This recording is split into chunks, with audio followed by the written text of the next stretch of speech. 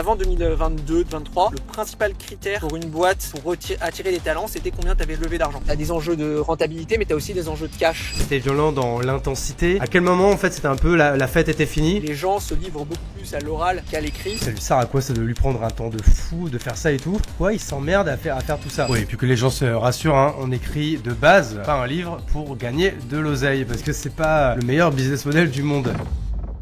Eh, c'est bon, Sarek, on arrive enfin à savoir avec Thibaut en ce 27 février, jour de mon anniversaire. Tu vois, t'es ma dernière tâche de la journée. Après, je pars en vacances, donc je suis en pleine forme. Je pense qu'on va passer un très bon moment et je suis très content parce qu'on va parler de sujets dont on n'a pas l'habitude de parler dans Chapelle Radio. Ça fait longtemps qu'on n'a pas parlé vraiment de tech. On pourrait parler de scale. Bon, on va essayer quand même de passer plutôt sur la deuxième étape avec la sortie de ton nouveau bouquin, où on va parler aussi des up and down des startups. Et je me rends compte que cette intro est beaucoup trop longue, donc je vais te laisser te présenter, Thibaut, et après on va enchaîner. Déjà, merci beaucoup Hugo de prendre le temps le jour de ton anniversaire en fin de journée. Normal. C'est sympa. Pour me présenter très rapidement, donc moi je suis le co-CEO de Partout. On est deux à gérer la société, on s'appelle tous les deux Thibaut. J'ai rejoint la boîte quand on était une quinzaine et on a fait, donc tu parlais de scale, le scale de Partout de 15 collaborateurs à 350. Aujourd'hui, on fait 36 millions de revenus récurrents, donc on est un SaaS, comme tu disais, dans le monde de la tech, donc un logiciel sous forme d'abonnement. Et ce qu'on propose, c'est une solution de diffusion d'informations sur Internet pour les réseaux de points de vente. Donc concrètement, à chaque fois, sur Google Maps, c'est que tu cherches un casino, un concessionnaire Toyota ou une banque BNP, toutes les horaires, adresses, numéros de téléphone, etc. C'est nous qui les mettons à jour.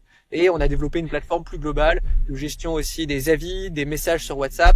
Et en fait, on fait le marketing local des points de vente. Et donc, ça fait 8 ans, donc moi je suis à la tête avec Thibaut de cette société. On est présent dans 150 pays, on est leader en France, Espagne, Italie, Moyen-Orient et Amérique latine. Et la boîte a, comme tu disais, connu un peu des hauts et des bas. Et j'ai sorti là, ça sort officiellement, il est en précommande, mais le 6 mars, il sort officiellement un deuxième bouquin qui parle justement de ces hauts et de ces bas dans l'entrepreneuriat, qui s'appelle Startup and Down et qui raconte un peu comment survivre aux crises que tu peux rencontrer quand tu scales une boîte.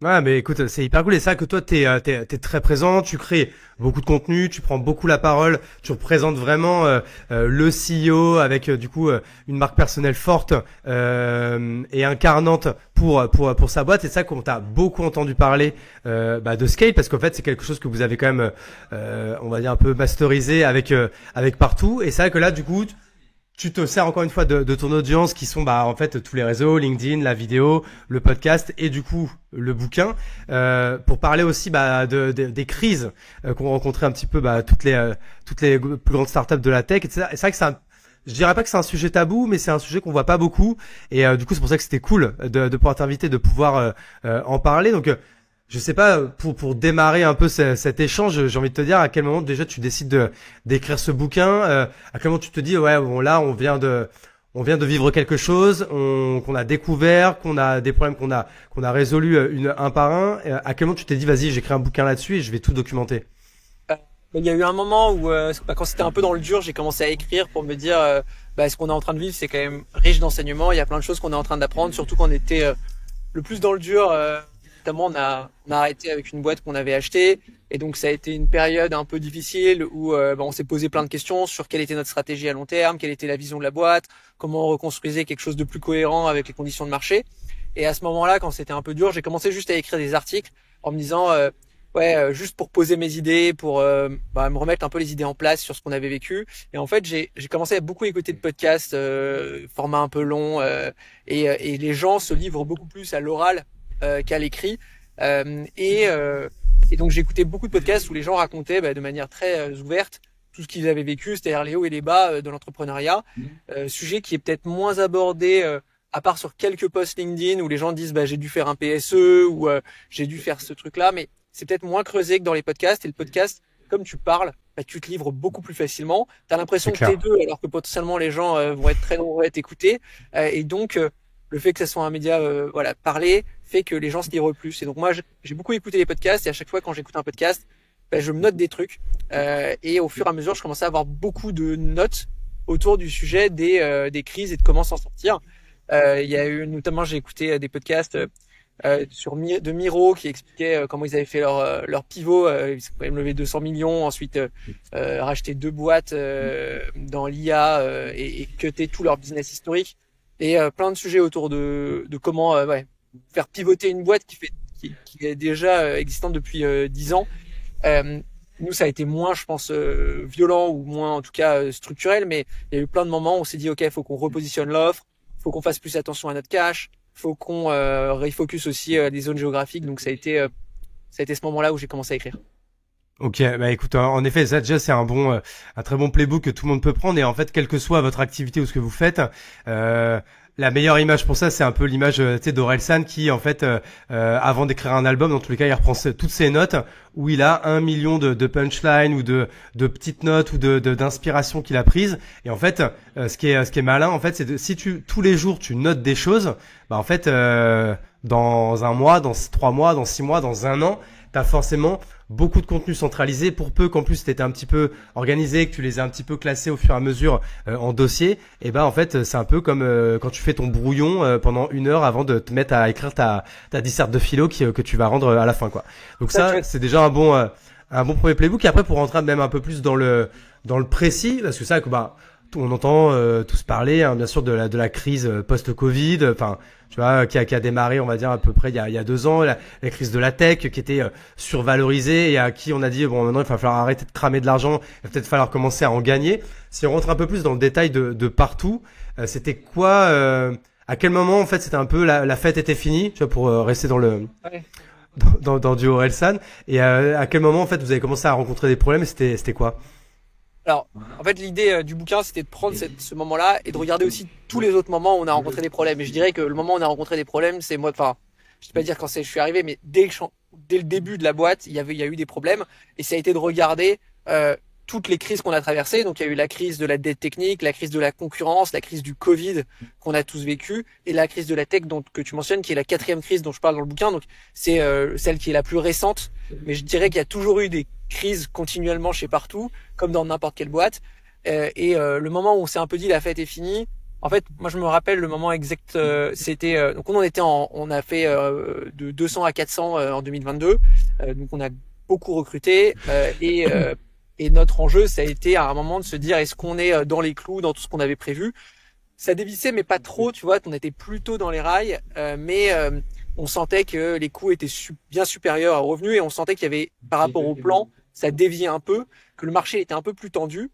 Et moi, j'étais parti de vacances et quand je suis revenu, j'étais un peu genre revigoré, etc. Et mon associé, le fondateur de Partout, m'a dit écoute, on a un problème, je sens que là, on est un peu en train de dévisser sur certains chiffres.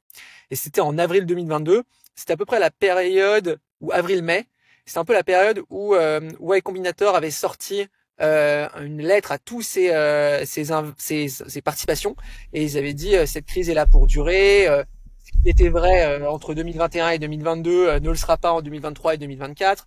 Et donc tu as eu tout ce mode où tout le monde s'est mis en ce qu'on appelle runway, cash runway, c'est-à-dire combien il te reste de cash, tu peux pas lever, combien il te reste de cash pour survivre et si tu veux survivre plus longtemps, il faut que tu sois capable de baisser en fait tes dépenses ou de relever. Et donc là, tu as un peu 2 stratégies qui sont opérées. Tu as des gens qui ont levé ce qu'on appelle des down rounds, c'est-à-dire lever de l'argent mais à une valorisation plus faible que celle qu'ils avaient eu précédemment. Et il y en a eu plein. Je crois qu'il y a eu Klarna, il y en a eu plein qui ont fait ça. Mais c'était déjà, eux, ils étaient chanceux de pouvoir lever de l'argent, même si c'était à des valorisations inférieures. Et t'en as d'autres qui n'ont pas pu lever d'argent pendant cette période. Et dans ce cadre-là, t'es obligé de baisser tes coûts. Et donc, quand t'es un SaaS, une tech, principalement baisser ses coûts, ça veut dire réduire ses effectifs. Je te prends juste 1 minute pour te présenter mon nouveau partenaire que j'aime de ouf. C'est TheAssistant.com. Je te la fais courte. Il y a 6 mois, je commençais à être débordé. Je passais mes journées à jongler avec des factures, mes DM LinkedIn, réservations de train et j'en passe. Bref, tout sauf avancer sur mes vrais projets. Et là, j'ai découvert theassistant.com et je te promets, ma vie a véritablement changé. Dis-moi si tu te reconnais là-dedans. Tu veux tout faire toi-même parce que t'as peur de déléguer, t'as l'impression de perdre ton temps dans des tâches sans valeur et tu te demandes toujours mais comment je vais faire pour tout gérer. Alors reste avec moi, j'ai la solution pour toi et elle s'appelle theassistant.com. C'est comme ton super bras droit, il gère tout pour toi, toutes les tâches qui te bouffent du temps. Tes factures, tes relances clients, ta pré-compta ou encore ton community management, la planification de tes posts, les réponses à tes DM, la recherche de prospects, le setting et même les urgences spontanées comme prendre un billet d'avion, un billet de train, réserver un resto, rechercher un prestataire ou répondre à ce mail stratégique. Tu gagnes des heures et surtout tu gagnes en sérénité. Et crois-moi, après avoir testé, tu ne reviendras jamais en arrière. En plus, tu as 30% de réduction sur ton premier mois avec le lien qui se trouve en description. Donc, tu n'as pas grand-chose à perdre, mais tout à gagner. Le lien est en description. Merci theassistant.com de soutenir la Chapelle Radio et bonne écoute à tous. Clairement. Et donc, du coup, dans votre cas, ça s'est traduit par quoi? Est-ce que vous avez dû restructurer et vous séparer d'une partie de l'équipe? Est-ce que tu peux en parler, ça? Ouais, bah nous, la principale, en fait, on a fait deux choses principalement. T'as eu la première qui a été de couper une boîte qu'on avait rachetée, qui a été une décision hyper difficile, qui a été difficile aussi à expliquer, mais je pense que a posteriori c'était une décision nécessaire pour la survie du business et c'est toujours difficile de prendre ce genre de décision nécessaire. Je pense que toute décision difficile, c'est toujours difficile à court terme et bénéfique à long terme parce que de toute façon si t'avais pas pris cette décision, c'est un peu comme je sais pas une rupture ou ce genre de choses. Parfois tu dis bah c'est très très dur à court terme et peut-être bénéfique à long terme pour la boîte, etc. Même s'il y avait du potentiel, on savait que les chiffres étaient pas au rendez-vous de ce qu'on attendait dans la manière dont on l'avait intégré et aussi le business fondamental qui était derrière. Et après, le deuxième truc qu'on a fait, c'est plutôt que de licencier, c'est de moins remplacer. Donc certains postes que tu remplaces pas quand il y a des départs.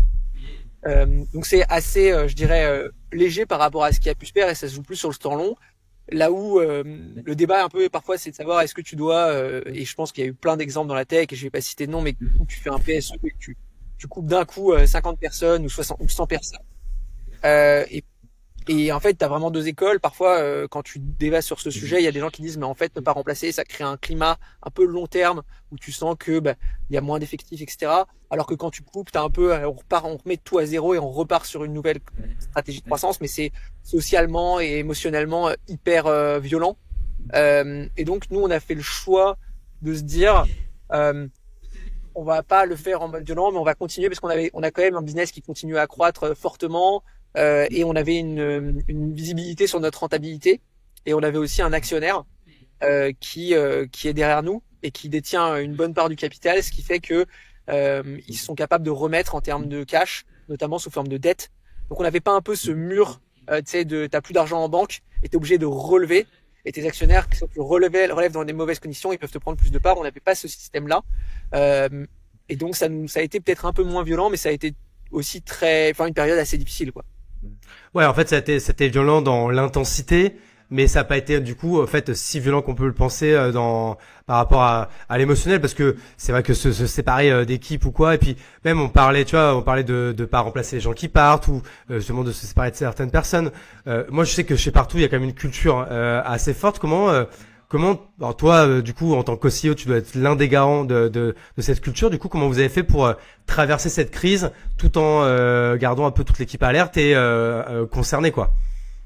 C'est jamais facile. En fait, moi, j'étais parti du principe que quand t'as une boîte et que tu fais les choses bien, tous les employés sont contents et tout se passe bien. Mais en fait, quand tu dépasses un certain nombre de personnes, t'as forcément des gens qui seront pas contents ou qui sont pas alignés avec ce qui est en train d'être fait ou ce genre de choses. Et quand, par exemple, tu demandes aux gens de revenir plus en présentiel parce que tu dois mettre la boîte plus sur les rails parce que c'est plus compliqué, etc. On est passé, tu vois, de 2 jours de présentiel à 3 jours de présentiel, donc avec 2 jours de télétravail encore. Tu vois, mais ton NPS salarié, il souffre. Aussi, quand t'arrêtes une boîte que t'avais achetée, où on avait tout un narratif qui était une histoire dans laquelle on croyait à un moment donné et qui n'était plus la même 1 an et demi plus tard, ça pose des questions sur la capacité des dirigeants à mener l'entreprise vers les prochaines étapes, etc. Donc je pense que ce qui a été le plus dur, t'as la culture qui est forte, mais t'as aussi toute une période où tu dois travailler sur retrouver la confiance des collaborateurs, les rembarquer dans un nouveau projet, qui chez nous a notamment été l'intelligence artificielle intégrée à notre produit de message, qui a été aussi l'importance du focus dans la manière dont on aborde les sujets, qui a été aussi le fait qu'on allait travailler plus sur la performance que sur le volume de personnes. Parce que pendant longtemps, les startups, tu disais, on va embaucher tant de personnes, c'est les startups qui recrutent le plus, etc. Et en fait, la question qui se pose aussi, c'est quelle est la performance des équipes qui sont en place, est-ce qu'elles collaborent bien, est-ce qu'elles sont formées, est-ce qu'elles atteignent leurs objectifs. Et donc, depuis 2 ans, on est plutôt en train de réfléchir à améliorer la perf que améliorer le nombre de personnes. Je pense que ça a été un revirement d'à peu près toutes les entreprises, en tout cas celles qui avaient un certain seuil de maturité et qui avaient trop cramé entre 2023 et 2024. 2025 va, je pense, rester une année où les gens vont pas forcément recruter. Et j'espère que ça repartira en 2026, quoi. Parce que c'est ça en fait, on parle. Alors là, on va parler de ton cas. Hein. Après, toi, ça que du coup, t'as un bon expert quand même de l'écosystème tech, donc on en parlera un petit peu après, parce que c'est vrai que moi j'ai beaucoup de questions aussi là-dessus. Mais vous, dans le cas de Partout, j'allais dire Spartoo, excuse-moi. Ouais, Dans le cas, ça, vous devez en souffrir de ça quand même, hein. C'est dur. On continue à nous la faire. Ouais, c'est assez dur. Mais parce que, tu sais, attends, pour la petite histoire, je sais plus. En fait, une fois, j'étais à un endroit mais c'était il y a longtemps. Hein, c'était genre il y a 6-7 ans ou quoi. Et tu devais venir faire une conf quelque part. Et on m'a dit il y a le CEO de Partout qui est là. Moi, tu sais, j'écoute vite, je dis Partout, j'entends Partout. Je fais putain, yes, de ouf. Alors c'est pas que toi, c'est pas ouf, mais comme je te connaissais pas. Et là, je vois un mec assez jeune, en fait, t'as mon âge, quoi, tu vois. Et je lui dis, mais putain, mais il a monté Spartoo à quel âge ce type, quoi, tu vois. Et après j'ai vu le logo, j'ai fait c'est pas Spartoo, ok. Non. Bon bref, d'ailleurs je sais plus si c'était chez The Family ou quoi. T'es déjà allé faire des confs là-bas? Non, je pense pas parce que je sais plus où c'était. Bon bref. C'était elle. Mais c'est marrant parce que je pense que j'ai pris plutôt la parole à partir de 2021 parce qu'avant je prenais assez peu la parole. Alors je sais plus. Alors, je dis là pas, c'était une conférence. Peut-être que c'était peut-être en ligne hein, ou quoi. Mais bon bref. Mais voilà, voilà pour l'anecdote de digression, pardon. Du coup, ce que j'allais te poser comme question, c'était plutôt par rapport du coup à la renta. Parce que c'est vrai que moi j'ai toujours entendu Partout du coup qui scale de ouf. Mais vous aviez levé des fonds aussi, donc vous aviez quand même de l'argent à dépenser. Vous, la rentabilité, vous l'avez déjà atteinte ou est-ce que vous l'avez atteinte, vous l'avez perdue ou est-ce que vous êtes en train de la rattraper? C'est quoi les bails un peu? Ouais, en fait, je pense qu'on a fait partie de tout un mouvement qui s'appelle le Club Bootstrap, qui est un super groupe notamment d'entrepreneurs Bootstrap. Et j'étais avec Mathieu Lolland hier et du coup on a parlé de toi en effet. Mathieu qui a fondé ce super groupe avec plein d'entrepreneurs qui sont qui sont top humainement, etc. et qui ont énormément partagé depuis plusieurs années.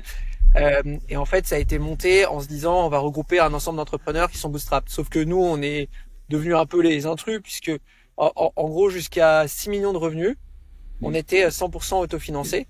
Donc c'était vraiment la vision de Partout de se dire, on veut être 100% indépendant, voilà, monter jusqu'à un certain niveau de revenus et arriver à ça et le faire en autofinancement. C'était vraiment un truc hyper ancré chez Partout. Ensuite, on a eu une histoire avec Fimala, qui est un fonds d'investissement qui a acquis une partie du capital et qui a commencé à nous financer en dette. Et le principe de cette dette, c'est qu'il te donne de l'argent et que tu peux tirer de cette dette de plus en plus jusqu'à un moment où ils disent stop, ou alors tu fixes un objectif ou tu fixes ce genre de choses. C'est pas une levée comme tu dis, je lève 30 millions et t'as 30 millions dans ta banque. C'est tu veux avoir des lignes de crédit que tu peux rajouter. Et au départ, on a levé 15 millions. Et on a finalement tiré un peu plus en rediscutant avec nos actionnaires. Et c'est vrai. C'était quoi? C'était une partie LBO? Non, c'était ils ont racheté des parts du capital à des actionnaires qui sont partis, notamment des anciens employés, etc. Et le reste, c'est encore nous qui détenons, et ils ont aussi mis de la dette en fait dans l'entreprise qui a des intérêts, etc. Ok. Donc, très clair. On est sous format avec de la dette. Ce qui est bien, c'est comme ils détiennent une part importante, ils ont des intérêts convergents avec nous, c'est-à-dire de faire une belle boîte, etc., de la valoriser. On s'est mis dans une logique où on a commencé à grossir très vite en se disant il y a une super opportunité à prendre, et c'était le cas. Mais on a perdu certains réflexes qui sont hyper importants quand tu veux une boîte stable et efficace, c'est-à-dire pas complètement dévisser sur tes outils, prendre des bureaux parfois trop grands, craquer un peu sur tes séminaires, etc. Je pense pas qu'on l'a fait autant que d'autres ou que ce qui pouvait se faire de pire, mais on l'a quand même fait pas mal et ça a été des années assez intenses. Mais quand il a fallu un peu baisser les dépenses, c'est là où tu te rends compte que tu as fait plein de dérapages, notamment sur tu as des enjeux de rentabilité, mais tu as aussi des enjeux de cash. Je pense que c'est des éléments qui sont importants. À partir de 2023, on s'est vraiment focalisé sur le cash. La différence entre la rentabilité et le cash, c'est que la rentabilité, ça veut dire que tes clients, ils ont signé des contrats et que ils sont censés te payer. Mais parfois, tu peux avoir des clients qui payent avec 2 mois de retard, 3 mois de retard, 4 mois de retard. Tu peux aussi avoir du cash qui est dans d'autres pays. Donc nous, on avait aussi de l'argent qui était au Mexique parce qu'on a une filiale mexicaine, etc.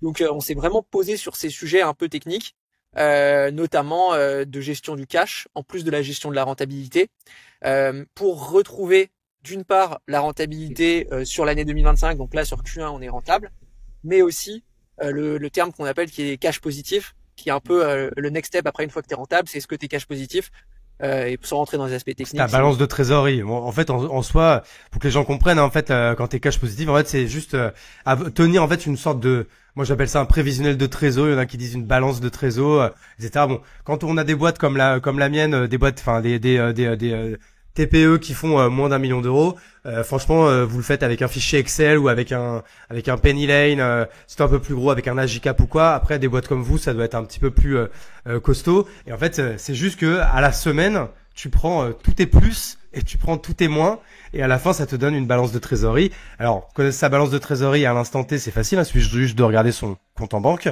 Mais ce qui est important, c'est que du coup, c'est de pouvoir la suivre à la semaine d'après, la semaine d'après, la semaine d'après, 1 mois après, 2 mois après, 3 mois après. Parce que, surtout dans votre cas où tu as des revenus récurrents, et du coup, pareil, tu as des coûts fixes et des coûts variables qui sont également prévisibles, et ben tu peux du coup un peu gérer ta trésorerie à plus moyen long terme, quoi. Exactement. Et l'idéal, c'est d'être projeté à 1 an et demi, 2 ans. Parce qu'en fait, Oui. quand tu as une boîte d'une certaine taille, quand on est arrivé à une certaine taille, en fait, freiner les dépenses, bah, c'est hyper difficile. Parce que en fait, tout est engagé. Il y a plein de choses qui sont très bien dans le travail, mais donc t'as quand même l'impossibilité de te séparer très vite d'employés. Donc c'est quand même pas quelque chose qui se prévoit à la dernière minute. Si tu dois freiner les recrutements, tu dois faire plein de choses, etc. Et t'es pas sur une boîte tech, t'as 95% de tes coûts qui sont tes employés. Donc tu gères pas des contrats de de serveur ou de machin comme tu gères des employés. Et donc c'est hyper difficile de ralentir, de baisser tes coûts autrement qu'en travaillant sur le salarial. Et c'est les choses qui sont plus difficiles parce que ça implique tous les sujets RH. Et ça met à mal ta culture qui est quand même le fondement de pourquoi tu fais les choses, les gens avec qui tu travailles, etc. Donc c'est pas des périodes très faciles. Après, l'autre KPI du coup sur laquelle tu peux jouer sur tout ça, hein, encore une fois que ce soit par rapport à ton BP ou ta balance de trésor, ça reste du coup l'acquisition. Et donc ça, du coup, quid de l'acquisition quand on devient un peu cash flow friendly? Parce qu'en fait, c'est ça ce qu'on a pu reprocher en fait aux startups. Donc c'est de dépenser beaucoup, comme tu l'as dit. La principale source de dépenses, c'est évidemment la RH, et la deuxième, du coup, c'est la publicité, c'est la pub, etc. Donc Ouais. vous, dans votre cas, comment ça a évolué là pendant ces différentes crises? Alors en fait, faut savoir que donc, comme partout un ADN assez bootstrap, notre budget marketing il est assez faible. C'est-à-dire qu'on fait pas d'ads. Quand je dis on fait pas d'ads, on fait moins de 5 000 € par mois d'ads, donc c'est pas d'ads. Ah, ce qui est que dalle par rapport à votre taille, quoi, tu vois. Voilà. Et donc nous on a vraiment plus une approche, et c'est tout ce que je raconte dans le premier livre que j'avais écrit qui est Start to Scale, qui est plutôt sales driven, donc plutôt sales led, c'est-à-dire que notre acquisition elle passe par les commerciaux qui vont appeler des clients, et nos clients ça va être des grands groupes comme Leroy Merlin, Castorama ou Crédit Agricole. Et notre travail, ça va vraiment être d'appeler ces entreprises, de signer des contrats de plusieurs dizaines de milliers d'euros avec eux. Et donc on est plutôt dans une approche commerciale. Et Ouais, après, vous n'êtes pas PLG, quoi. Vous n'êtes pas ce qu'on appelle product-led growth, où en fait c'est ton produit qui fait la vente tout seul. Sales-led, ça veut dire qu'en fait, grosso modo, on est obligé de passer par un sales, soit qui fait de l'outreach, soit qui va démarcher le client, ou alors du coup qui prend le rendez-vous client entrant directement sur le site, quoi. et quand on dit product led, alors soit tu fais du product led en SEO, c'est-à-dire que les gens quand ils tapent un besoin ils vont trouver, soit tu fais en SIA, donc c'est pas vraiment product led dans ce cas-là, puisqu'ils vont faire de la publicité, notamment sur Google ou sur Meta, et dans ce cas-là, en fait, tu as des budgets très importants en acquisition. Sauf que ces budgets-là, tu peux le lendemain, et d'ailleurs, je pense que c'est ce qui s'est passé pour beaucoup de startups qui se sont dit, OK, je vais couper beaucoup mes budgets ads. Sauf que, nous, c'était pas notre cas, on n'avait pas cette stratégie, donc c'est Okay. une différente situation aussi. Et, Et, ouais. Et donc du coup ça par rapport en fait à tous ces changements là et en fait ça encore une fois ça a trait en fait à la culture. Donc d'après ce que tu me dis c'est que vous partout ça reste dans votre ADN, c'est que vous êtes moi ce que j'appelle une boîte de sales. Et tu vois c'est vrai que c'est marrant parce que moi qui ai toujours eu un ADN de boîte de sales, j'avais l'impression que c'était la norme en fait quand tu es dans une entreprise. Alors le mot c'est pas les sales sont les rois, mais tu vois par exemple le fait d'aller chercher les clients, de savoir tout le temps quel est ton chiffre d'affaires, quelle est ta marge, quel est ton prévisionnel, quel est ton atterrissage, tu as tous ces mots un peu tous ces mots clés. En fait, il y a des boîtes des fois tu sais qui ont pas de sales, qui ont pas tout ça. Donc vous comment on fait pour travailler là-dessus sur le coût déjà de ces équipes, mais surtout sur leur performance, c'est-à-dire est-ce que l'une des choses aussi à travailler, c'est les rendre plus performants pour que à coût égal, et du coup, ils soient encore plus rentables quoi. Alors, avant de répondre à ça, il y a juste un point qui est important, c'est que je pense qu'on oppose product led, sales led, etc. Je pense que toute boîte qui progresse et qui grandit doit être une boîte qui n'est pas uniquement sales led ou product led, etc. Donc nous, on a un produit qui est ultra quali et qui est reconnu sur le marché. On a une énorme équipe customer care, customer success, qui a été un des sujets clés de développement et de satisfaction de nos clients. On a une équipe RH qui est qui est vraiment au top et qui fait beaucoup de choses comme ça. Donc, je pense que pour scaler une boîte, faut avoir des départements équilibrés et progresser sur chacun de ces départements et pas juste se dire c'est les sales qui font la boîte, ce qui est pas du tout le cas chez Partout. Et notamment, ce qu'on dit chez Partout, c'est que chaque vente est une victoire de l'ensemble des collaborateurs, et pas une victoire uniquement du commercial. Parce que si t'as pas un bon produit, si t'as pas une bonne satisfaction client, tu feras pas de vente. Donc ça, c'est un premier point. Quand je dis boîte de sales, c'est ce que je veux dire. C'est-à-dire qu'en fait, alors j'aurais dû préciser, en fait pour moi, boîte de sales, ça veut dire que tout ce qui est fait doit favoriser le sales. Alors quand je dis, pardon, c'est quoi quand je dis le sales, c'est je dis en fait en grosso modo la vente en fait quoi, tu vois. Ouais, alors. Pas le sales, le bonhomme en fait, tu vois. Oui, je suis d'accord. C'est favoriser la vente, mais tu vois, nous on se pose la question aujourd'hui, tu vois, un des indicateurs clés chez Partout, comme tout SaaS, c'est le churn, c'est-à-dire combien de clients partent chaque année. Et finalement, si tu es vraiment focalisé uniquement sur tes sales et moins sur ta rétention client, en fait, une baignoire qui se vide, et donc en SaaS, dans le récurrent, t'es quand même obligé d'avoir une approche équilibrée et un produit équilibré. Et donc, je pense que et c'est vraiment un truc sur lequel on s'est beaucoup battu ces dernières années, d'essayer de se dire on n'est pas une boîte sales driven, on est une boîte qui aujourd'hui notre produit c'est un des trucs stratégiques les plus clés chez nous. Nos équipes customer, nos équipes RH, nos équipes opérations, finance, etc. C'est une question d'équilibre et c'est sur ça que ça se joue. Après, c'est vrai que les équipes commerciales sont très importantes chez Partout, à la fois en termes d'effectifs et aussi en termes stratégiques. Et ça va me permettre de répondre à ta question, qui est comment tu fais en sorte que tes équipes soient efficaces. Sur la partie efficacité commerciale, le premier KPI qu'on suit, nous, c'est le coût d'acquisition. Donc c'est le CAC, c'est assez coût d'acquisition client. Le CAC, c'est le KPI phare quand tu vends à des cibles notamment B2B, parce que ça veut dire en gros pour chaque centaine de milliers d'euros que tu vends, combien ça t'a coûté d'acquérir ces 100 000 euros. Donc généralement un CAC, c'est du 1 pour 1 en ARR, on essaie d'avoir quelque chose comme ça, parfois ça peut monter, et ça va dépendre bien sûr de ta taille de boîte et de tes marchés.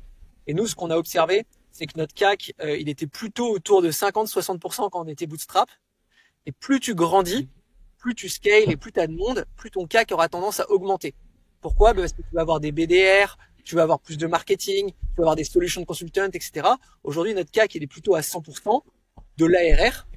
C'est-à-dire pour 100K de revenus, ça nous coûte environ 100K de salaire, de sales, de marketing, etc. Et après, en fonction des pays dans lesquels t'es, si tu te lances, nous on s'est lancé au Mexique, on a eu un CAC qui est monté à 130, 140, 150%. C'est-à-dire que pour acquérir 100K de revenus, tu es obligé de payer 150 000 de sales et de marketing. Et ça fait que tu es obligé d'attendre 2 ans, donc 1 an et demi plutôt, pour rembourser tes coûts d'acquisition. Et donc, t'entres dans un modèle où tu vas chercher des opportunités de croissance qui sont moins rentables à court terme, mais comme nous, c'est 100 000 euros, ils vont être payés pendant des années, donc 1 an, 2 ans, 3 ans, 4 ans, 5 ans, etc. En fait, tu vas rembourser ton coût d'acquisition. Donc, une fois que tu as calculé ton KPI, qui est ton CAC, et c'est vraiment le sujet sur lequel on essaie de se focaliser en ce moment et depuis 2023, puisque ton CAC, c'est l'indicateur de ton efficacité commerciale et de ton efficacité de ta machine de vente. Pour faire ça, tu as plusieurs choses à faire. La première chose, c'est ce qu'on appelle de l'enablement, c'est-à-dire travailler sur la formation des commerciaux. Et donc là, c'est essayer de leur donner des méthodes, et c'est tout ce que je raconte dans Start to Scale, donc le premier bouquin qui était vraiment autour des méthodes commerciales, donc le consultative selling, la pipe gen, le territory planning, enfin plein de trucs qui sont toujours des sujets chez Partout qu'on continue. Tous les gens qui kiffent les anglicismes là, ils sont en train de se régaler là. Ouais, les trucs de commerciaux, de manière générale, comme c'est beaucoup des choses aux États-Unis, c'est très en anglais, et aussi désolé pour ça. Comme partout. Ah non, mais on veut déjà s'excuser, à un moment donné, c'est comme ça que ça s'appelle, on va pas donner d'autres noms, etc. Non, Et puis, de toute façon, en fait, ceux qui écoutent là, l'épisode et qui écoutent ce passage-là, c'est des gens qui sont intéressés par ça et donc forcément qui connaissent ces données-là. Et peut-être pour le point qui est important aussi, c'est que même si on est une boîte française, on fait plus de 50% de notre chiffre en dehors de France, et c'est très difficile si tu dis, par exemple, Sales Enablement, ça c'est le terme qui veut dire formation des équipes commerciales. Mais si je l'utilise en français, je vais être obligé de le traduire en italien, en espagnol, en portugais, en arabe, en brésilien. Et donc, ça veut dire que chacun utiliserait un terme différent quand il parle et devrait le traduire quand il parle à un autre pays. Donc, chez Partout, tous les termes d'entreprise sont uniquement en anglais parce que sinon, tu peux pas communiquer entre pays, en fait. Donc, c'est logique. C'est un point important, et nous, on dit pas commercial parce que sinon, faudrait le traduire dans chaque terme, et dès que tu parles à d'autres gens, tu te perds un peu. Mais donc ça, c'est le premier sujet qui est la formation. T'as un deuxième sujet qui est la collaboration entre tes équipes. Donc comment le marketing collabore avec les commerciaux, comment les commerciaux collaborent avec les gens qui prennent les rendez-vous, qu'on appelle des BDR. Et après, t'as d'autres sujets, notamment la dynamique, la motivation de tes équipes commerciales, la manière dont tu vends, c'est-à-dire typiquement ton discours, tes produits. Et je pense que le sujet sur lequel on a beaucoup travaillé aujourd'hui, c'est le positionnement produit, qui sous-tend aussi l'efficacité commerciale, c'est-à-dire quels sont les arguments que tu vas donner pour être capable de vendre ton produit. Et ça consiste principalement à essayer d'identifier quel problème tu vas résoudre et à expliquer pourquoi ton produit est nécessaire pour ton client. Et ça, c'est un travail que tu revois tous les ans pour essayer de clarifier, de remettre au goût du jour ta présentation commerciale, tes arguments pour tous tes produits. Et toi, que ce soit en fait toi, Thibaut Renouf, avec ta marque personnelle ou même la marque Partout, ces deux marques du coup qui sont quand même, enfin, on va dire assez fortes, qui sont assez connues et reconnues. Et donc pareil, quand on a un peu cet ADN bootstrap, j'allais dire bon père de famille, mais c'est peut-être pas ce qui vous caractérise. Hein, tu me diras si je me trompe. Hein. Plus maintenant, jusqu'en 2020, oui, ouais. Je pense qu'on a fait un peu des écarts entre 2020 et 2022, donc plus trop, mais on va essayer de revenir à un peu plus de frugalité. Et donc du coup, quand on a un peu cet ADN, du coup, comment on s'y prend pour être efficace, pour que ça soit, on va dire, un peu à la hauteur de vos ambitions, à la hauteur de la taille de la boîte. Ça a été quoi en fait? Est-ce que déjà c'est une initiative qui vient de toi, ça, cette volonté-là d'avoir une marque personnelle forte, et donc du coup directement et indirectement d'avoir une marque Partout forte? Comment tu t'y es pris, quoi? C'était quoi un peu les étapes? Non, je pense sais que il y a un média, il y a plein de choses, il y a un podcast, il y a une newsletter, il y a le livre, enfin il y a les 2 livres maintenant. Enfin, du coup, il y a beaucoup de choses là-dessus. Je pense qu'il y a 2 logiques derrière. La première logique, c'est une des valeurs qui est hyper forte, qui est la curiosité. Et je pense qu'en partageant des choses, en écoutant, tout ce les newsletters que t'envoies, tu vois, tous ces sujets-là, ça fait partie des valeurs de Partout depuis le début, depuis la création. La curiosité, c'est une des 3 valeurs historiques de Partout. Quand on avait, au tout début, c'était curiosité, fun et empathie. Et donc la curiosité, c'est un des 3 trucs vraiment clés chez Partout. Et ça veut dire que nous, on pousse nos managers à rencontrer des managers dans d'autres boîtes. On les pousse aussi. Moi, je les propose d'aller sur des podcasts pour raconter ce qu'ils ont fait. Je les pousse aussi à écouter des podcasts. Quand je dis je les pousse, c'est eux qui se poussent parce que ça fait partie de nos valeurs. Donc c'est un peu un premier sujet qui est autour de comment on fait pour être en ligne avec nos valeurs et partager sur l'écosystème, se renseigner, écouter, lire. Ça fait partie de ces sujets-là. le deuxième truc qu'on a essayé de faire au maximum, c'est d'essayer d'avoir une marque d'entreprise pour recruter. Que la marque employeur, c'est aussi un levier de croissance assez important. Pour faire une belle boîte, je pense qu'il faut avoir des super employés et des super personnes qui collaborent. Et pour attirer ces gens-là, il faut être reconnu. Et je pense que avant 2021, avant 2022, 2023, le principal critère pour une boîte pour attirer des talents, c'était combien tu avais levé d'argent. C'est-à-dire que c'est clair. Les discussions, c'était t'as levé combien? T'as levé moins de 50 millions. Mais elle marche bien ta boîte, etc. Et quand tu dis que t'as pas levé, c'était vraiment un truc. Et d'ailleurs, le club Bootstrap a été lancé autour de ce concept en disant c'est pas le montant qui définit le potentiel de ta boîte. Et donc quand tu levais pas d'argent, t'étais considéré comme pas ambitieux et t'avais moins voix au chapitre des Échos, de Madines, etc. Et il y a un moment où je me suis dit mais en fait, je pense qu'on a des trucs à faire valoir chez Partout. Et pour les faire valoir, j'ai pas vraiment d'autres manières que d'avoir mon propre média et de raconter des histoires sur ce qu'on fait, de mettre en avant le travail des équipes et pourquoi pas de donner aussi la parole à tous ceux qui veulent partager, non pas sur des montants levés ou sur leurs produits, mais de partager sur des process qu'ils ont mis en place. Et donc Tribes, on l'a lancé en 2021 avec Grégory Beck et Savinien, qui est le CPO de Partout. Et vraiment, le message, c'était de dire ce qu'on va faire, c'est un site qui va regrouper toutes les bonnes pratiques pour scaler en startup, sans pub, et c'est pas et ça sera jamais écrit par des journalistes, même si j'adore les journalistes, c'est vraiment écrit par des opérationnels en startup. Donc voilà. Donc c'est ça, Tribes, donc TRIBES. Donc là, la première partie du média, c'est un site, c'est une plateforme, c'est une bibliothèque, comme on peut l'appeler. En gros, ça regroupe toutes les contenus qu'on produit ou qui sont publiés, et en gros toutes les personnes qui veulent écrire dans Tribes peuvent soumettre un article. Il faut que ça soit un article qui soit autour des sujets de scale et d'entrepreneuriat, relativement long, parce qu'on sait que des contenus longs qu'on produit, et qui soit vraiment plus sur un retour d'expérience sur comment j'ai structuré mon équipe marketing, comment j'ai attiré beaucoup de gens à tel événement, comment j'ai amélioré mon CAC, ce genre de sujet un peu technique, disons qu'il y avait The Family qui était très très très performant sur le 0 à 1, et il y a beaucoup de boîtes qui ont produit des contenus pour aider les entrepreneurs à se lancer, mais assez peu de contenus pour aider les entrepreneurs à passer de 5 millions à 30 de revenus. Et c'était un peu ça l'idée quand on a lancé Tribes.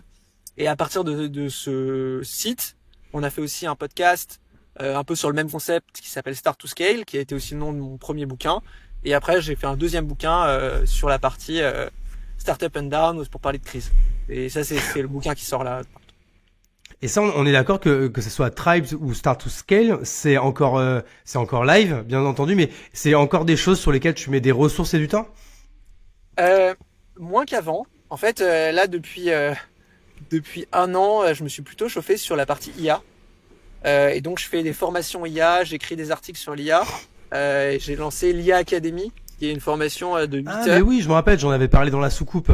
Je me rappelle très bien. Donc en fait, j'ai arrêté d'écrire. Enfin, j'ai fini ce bouquin-là et j'ai fait plutôt la partie webinar, où en gros, j'ai repris depuis le début tous les sujets d'IA. Donc, qu'est-ce que c'est le deep learning, qu'est-ce que c'est le machine learning, qu'est-ce que c'est l'IA générative, les différents modèles, qu'est-ce qu'un LLM, etc.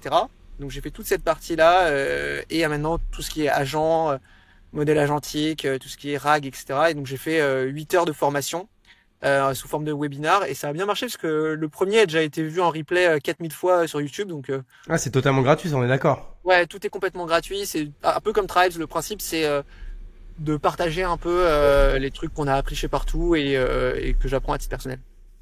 Et ça, par exemple, des gens, des CEO là de start-up, encore une fois, qui sont au début, au milieu, alors t'es jamais vraiment à la fin, mais tu m'as compris, qui sont à différents niveaux de développement et qui se disent mais ça lui sert à quoi, ça de lui prendre un temps de fou de faire ça et tout. Pourquoi ils s'emmerdent à faire tout ça? Qu'est-ce qu'on peut répondre à ces gens-là? Qu'on embrasse évidemment. Je pense qu'il y a une première réponse qui est de dire que moi je le fais pas uniquement. Enfin, il y a deux trucs.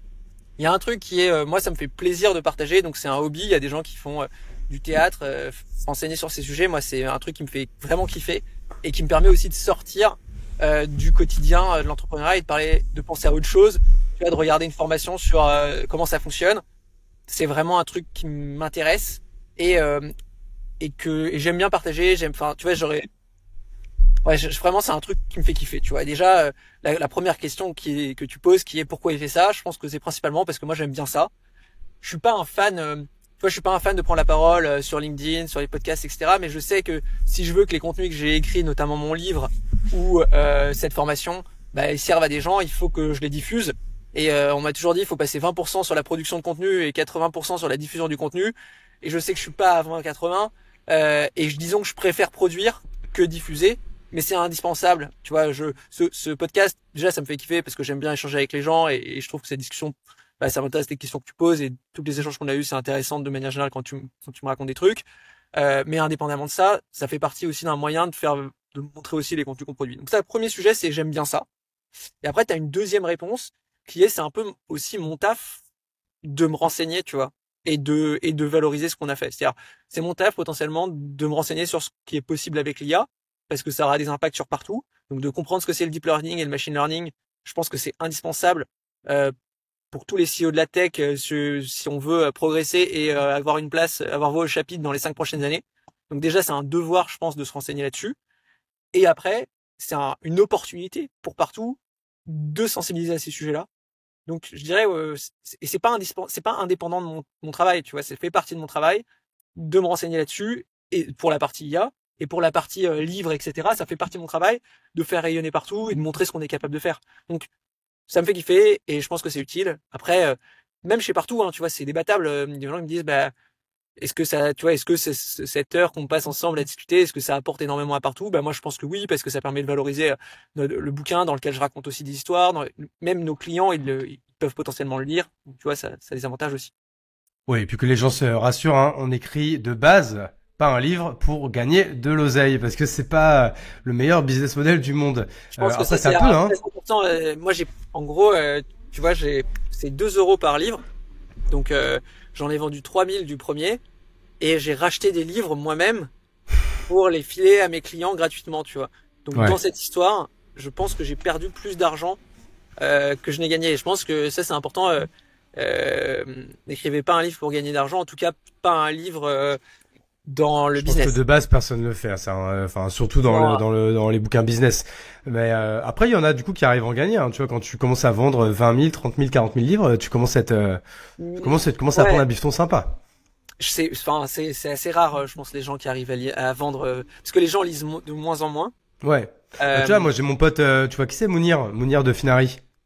ah ouais, je pense que je. Bah lui, je Il a sais vendu. plus, mais là, il est sorti il y a pas si longtemps, et je crois qu'il est déjà à plus de 30 000 ventes ou quoi. C'est un carton. Bon, en même temps, le mec est brillant de ouf et tout. Et de base, lui, en fait, il crée en fait toute cette partie média pour, encore, pareil, faire rayonner Finari, sa marque. Et là, son bouquin qui fait rayonner sa marque personnelle et encore une fois Finari qui est sa startup.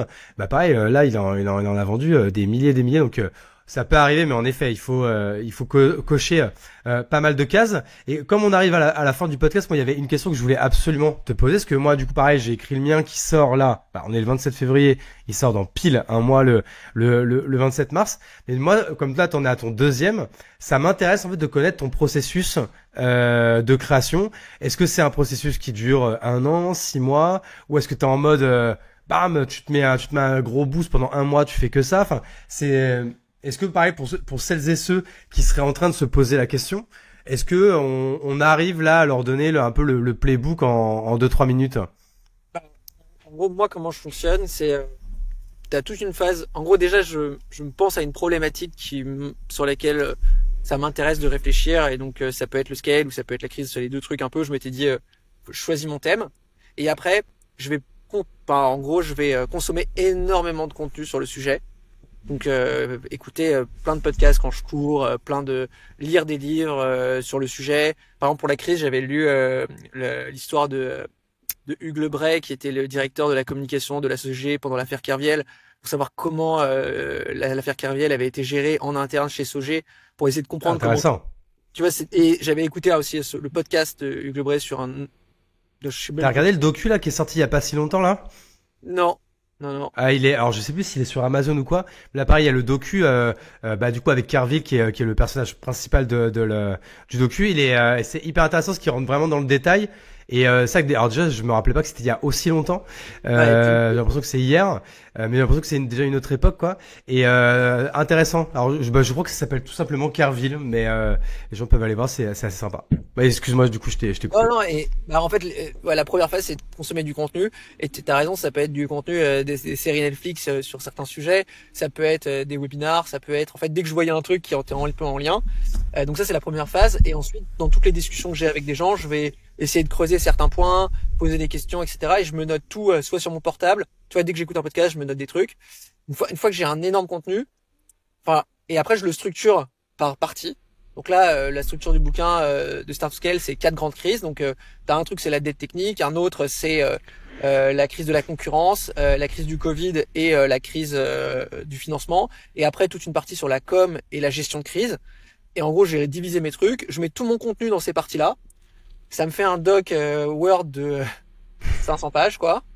Et je commence à prendre chacun des sujets et à le restructurer pour en faire une partie. Et ensuite, je commence à bien avancer. Quand tu arrives à la fin de ton bouquin, en fait, tu penses que tu es à la fin, mais tu es à la moitié. Ah, grave. Et ça, tu vois, c'est un truc que je me suis dit aussi, moi, quand j'avais fini d'écrire au 31 août, et ben, en vrai, alors, je sais pas si je dirais la moitié, mais t'as raison, presque, parce qu'après, il y a tellement de moments de relecture et de ci et de ça, et c'est encore très De long. relecture. Mm. T'as des relectures, t'as potentiellement l'éditeur qui vient te dire là, machin, il faudrait que tu travailles ça, etc. T'as aussi toute la partie visuelle. Donc moi, j'essaie dans le bouquin, c'est sympa d'avoir des graphes, d'avoir des schémas, d'avoir ce genre de choses. T'as aussi toute la bibliographie qu'il faut refaire. Enfin, t'as plein de petits trucs importants. Et parfois, tu vois, si t'es un peu perfectionniste, je suis pas très très perfectionniste, donc ça allait, mais tu peux relire un truc et te dire, il faut absolument que je l'améliore. Sauf que tu améliores la partie, tu dis ok, elle est mieux que celle-là que j'avais pas revue et qui était mieux mais que maintenant elle est moins bien, et donc tu peux passer des heures à retravailler des trucs et jamais sortir le bouquin, alors qu'à un moment il faut juste se dire bon, en fait j'en ai un peu marre, je le sors et on verra. Mais comme tu te dis que potentiellement c'est quelque chose qui t'a pris tellement de temps, t'as envie d'avoir quelque chose d'assez quali et donc tu le retravailles. Et je pense que la majorité des gens soit l'écrit, enfin aujourd'hui dans la partie business, soit les gens demandent à quelqu'un d'écrire, ce qui est assez commun, ou alors l'écrire à plusieurs. Moi, je m'étais bien chauffé à l'écrire tout seul, et c'est vrai que c'est beaucoup de temps, et je fais ça généralement le matin Ok. avant d'aller au travail. Tu vois, moi j'avais fait ça à l'été. Je m'étais dit, tu vois, je m'étais mis en... En fait, je sais que tu vois, avec mon éditeur, j'avais un objectif, je vais dire une bêtise, de 300 000 mots, je crois, ou c'est 300 000 mots ou 300 000 caractères. Bon, non, plutôt 300 000 mots. Bon, je sais pas. Bon, bref, t'as compris un peu le délire. Et je m'étais mis une session, tu vois, de 2 heures d'écriture. Et j'avais vu, je vais dire une bêtise, que j'avais écrit 15 000 mots, tu vois, 15 000 Ouais. caractères. Et donc je me suis dit, bon du coup, ça veut dire que si je fais ça pendant 60 jours, tu vois, ça veut dire que du coup, à la fin des 60 jours, j'aurais fini le livre. Et là, à ce moment-là, on était genre au mois de juin, et je me suis dit, bon, vas-y, du coup, je me mets un objectif au 31 août, j'ai fini, et j'avais dit à l'éditrice, le 1er septembre, je t'envoie la version définitive du bouquin. Et tu vois, comme déjà sur les 2 mois, pendant un mois, j'étais en Espagne, enfin, tu vois, j'étais en mode sympa et tout, tu vois, en mode... vacances plus télétravail slash soleil, vacances famille. Je dis bah voilà, en fait en vrai prendre 2 heures par jour, 1 heure le matin, 1 heure le soir pour écrire, c'est que dalle, tu vois. En fait c'est 1 heure que j'aurais pu passer, tu sais post plage, tu sais à scroller sur Instagram. Et encore une fois, scroller sur Instagram, c'est très bien. Moi je critique pas, je le fais tous les jours. Ça peut détendre, etc. Mais bon plutôt que de le faire 2 heures, de le faire que 1 heure, ou plutôt que de le faire 1h30, de le faire que une demi-heure, et passer 1 heure à écrire le matin, 1 heure à écrire le soir. Et en fait ça, le fait de se mettre une deadline et de le faire tous les jours, en vrai on peut faire, c'est beaucoup plus facile quoi. Moi je pense que j'aurais pas réussi si je l'avais fait sur 6 mois. Tu vois, ça aurait été trop éclaté. À un moment donné, ça m'aurait déchauffé. Moi je suis obligé de me mettre des opérations comme ça avec, tu vois, une routine forte, et en mode comme si avec quelqu'un avec un flingue sur la tempe, en mode si t'arrêtes, ça va pas le faire quoi. Moi, j'avoue, ça a été plutôt long. Enfin, j'ai mis 1 an et demi les deux fois. Euh, Ah ouais. Donc on Entre le a moment. deux méthodes totalement différentes quoi. Mais Ouais, mais après je dis ça, j'ai mis 2 ans à me décider, donc en fait le résultat final il est pareil, hein, tu vois. ouais. Et sinon, je me mettais des. Enfin, en fait, on a des bureaux à Barcelone avec partout. Et on fait comme on fait attention à tout ce qui est environnement notamment, et on est Bicorp, on fait au moins l'aller ou le retour en train, donc c'est 8 heures. Et Hmm. donc quand t'as 8 heures et que t'as pas vraiment internet, bah, c'est le bon moment de faire 8 heures d'écriture. Et on y allait, enfin moi j'y vais tous les trimestres, donc ça te fait 4 fois par an. Ah, c'est pas mal ça comme hack, ouais, tu vois. Ok. Bah écoutez, en tout cas, le conseil qu'on peut donner aux gens, en tout cas même le bouquin, encore une fois, même s'il va se vendre à 100 exemplaires, c'est un super exercice en fait de devoir structurer sa pensée sur un sujet qui nous est cher. Donc dans tous les cas, c'est jamais perdu quoi. Exactement. J'ai beaucoup appris grâce. Écoute Thibaut, on arrive à la fin, c'était 17h15. Écoute, c'est cool parce que je pense qu'on a fait quand même un bon tour sur tous les principaux sujets. Je pense que de toute façon dans les mois peut-être ou un peu moins d'un an ou quoi, on va se faire une V2 en studio cette fois. Il y aura beaucoup de choses à se dire. D'ici là, je crois que il va se passer des petites choses dans ta vie, donc je te félicite et je te souhaite bon courage et je te souhaite de Merci. profiter un maximum. Bonne chance sur partout. Toi Thibaut, donc Thibaut Renouf, on te suit principalement où? LinkedIn, je suppose. Ouais, principalement LinkedIn. Ok. Est-ce que les gens peuvent t'écrire ou quoi s'ils ont des questions? Oui, oui, bien sûr. La période qui arrive va être un peu intense de mon côté. Voilà, donc vous attendez pas à avoir une réponse dans Voilà. dans les 24 heures. Mais en tout cas, merci infiniment pour ton temps et tous ces inputs que tu nous as donnés. On peut redonner du coup le titre de ton livre qui sera sorti quand on sortira l'épisode. Yes. Donc Je sais Startup même and pas, Down. t'as pas déjà un exemplaire là? J'en ai un là que je t'avais apporté si tu voulais le. Bah vas-y, montre. Hop. Mais Donc là on le voit à l'envers. Startup and Down. Ouais. L'art de traverser les crises. Du coup, bah c'est quoi? On peut l'acheter quoi sur la Fnac, Amazon, Ouais. Tout toutes les la bonnes Fnac. librairies. Ouais, toutes les librairies, exactement. Et c'est vrai que quitte à choisir, achetez-le à la Fnac. Exactement. Voilà. Voilà. Bah, comme partout, accompagner les points de vente, je ne peux que recommander les réseaux de points de vente et les librairies. Of course. Et, Merci beaucoup Thibaut. et joyeux Vas-y, tu voulais anniversaire pas? aussi, parce que Exactement. d'avoir pris C'est le le jour de mon temps anniversaire autour de aujourd'hui. ton anniversaire, c'est vraiment très sympa de ta part.